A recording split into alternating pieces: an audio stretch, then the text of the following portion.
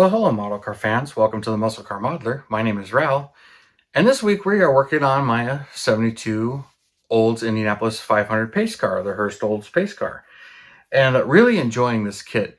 And I got some airbrushing done. As you can see, the body is painted. I actually got all the decals on it, and she's looking really good. And these decals laid on really nicely, so I'm real happy with the way those have come out. So continuing on this, and this is pretty much ready for clear. It's just recommended that you wait 48 hours before you clear coat over the decals. So that's what I did, but I got these on and that's pretty much ready. And while I was airbrushing, I primed the chassis, and you can see I hit it with some white at an angle to give it the overspray look. So I had done all that. So today I'm gonna do some of the semi-gloss chassis on the frame here and black that out, detail paint it, and I'm also gonna do the gas tank in steel. But I gotta brush paint those. I mean, there's a couple of different ways to do it if I wanted to get airbrushing go crazy. And I'll also paint some of these plugs. But on GM A bodies, these plugs, they're usually steel and painted body color. They're not really rubber. A lot of Mopars, they're actually rubber plugs. But GM, they're usually a steel plug put in there, and they usually have paint and overspray on them. So I think I'm going to leave those alone, but I'll start brush painting this frame here and the cross member here and some of the pockets where the springs go and get that painted black. So I'll let the film roll while I'm doing that. And then I've got some more things done. The convertible top has actually been primed and shot with the white. I use the same white as that, but I'm not going to gloss coat this. I'm going to leave it as semi-satin base coat finish because it looks pretty good for a convertible top. So this is almost done. Just need to put the window in and the chrome end pieces as far as the chrome pen goes. So that's almost ready. And the mirrors are pinned. I actually painted these mirrors and clear coat them because I did get some clear coat going on, but wasn't ready for the body to be cleared. So those are pretty much ready. And then the front emblem, I put the decal on and clear coated that, but that decal's a little small, so may just cover that up with the foil and brush paint it because it doesn't quite register just right. But put those in there and we'll get to working. I showed you the motor. It's together and ready, so that's looking good. But now I just got to get the chassis caught up to it. So I'll let the film roll and we'll start doing some of this here. We'll start with the steel.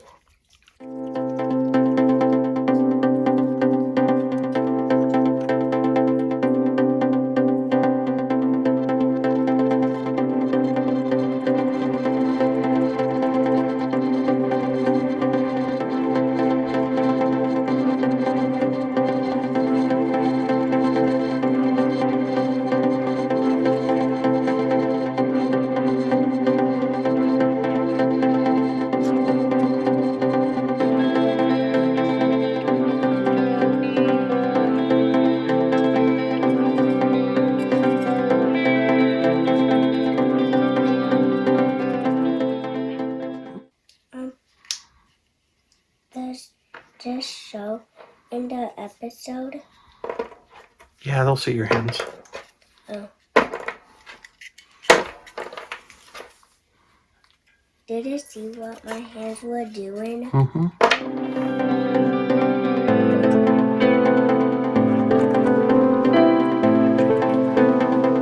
This is me, Ryan.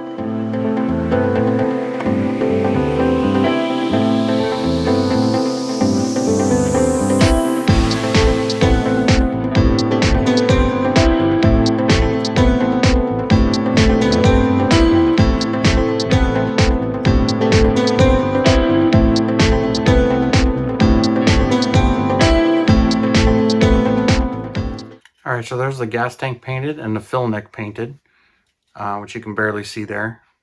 And I'll switch to the black. And I popped in the tires.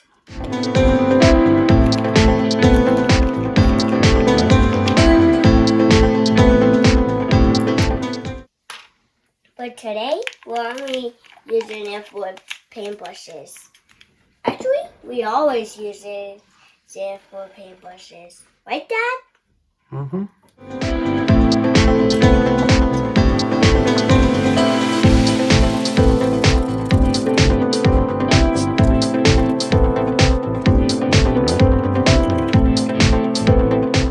All right, now I got my semi-gloss black Testors paint, which I'm buying this like crazy at Hobby Lobby. Usually get 3 or 4 at a time. But now we'll start doing the perimeter of the frame.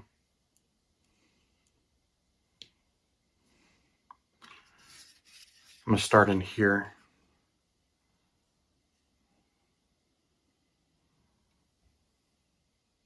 Since I have a Chevelle and I did a frame off on it, and I pretty much know where the frame is on this car, they're very related.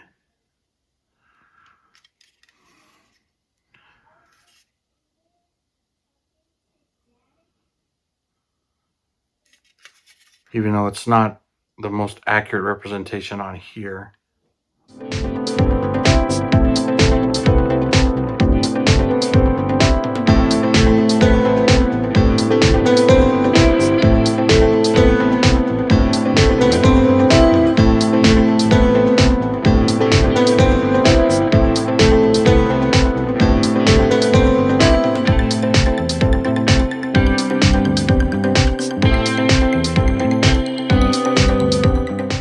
In a real car, the shocks don't mount that far away. They're real close to the springs. But they are where they are on the kit, so not going to change any of that.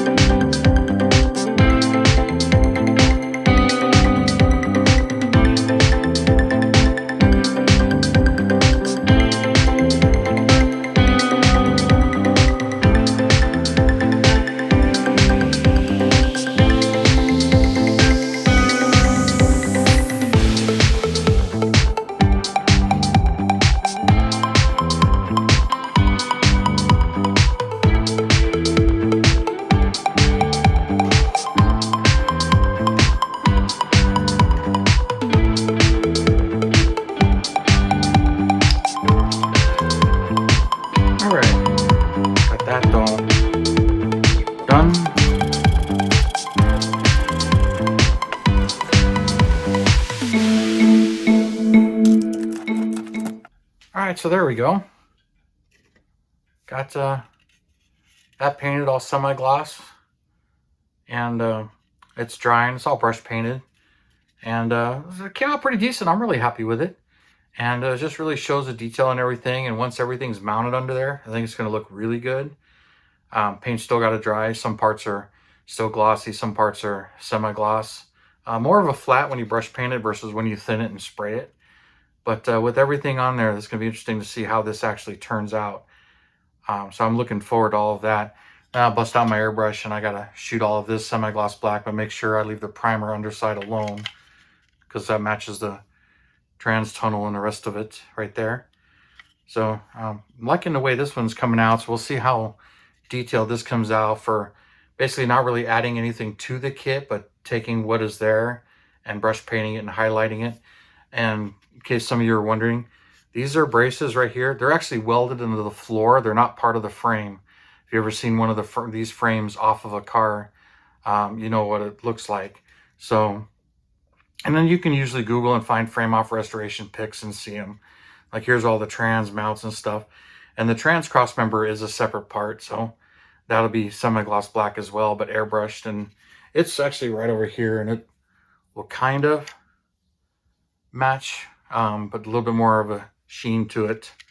But you know, I could brush paint it to make it match a little bit better. But I'm just enjoying this one and building it for what it is, and not trying to go crazy with it or buy any aftermarket detail items, just enjoying what's in the kit and making it look good. But I'm going to stop right there for now for this video. And you guys, thank you for tuning in, subscribing, and all your comments. I really do appreciate it. You guys, you have a wonderful weekend, and I'll see you next Saturday.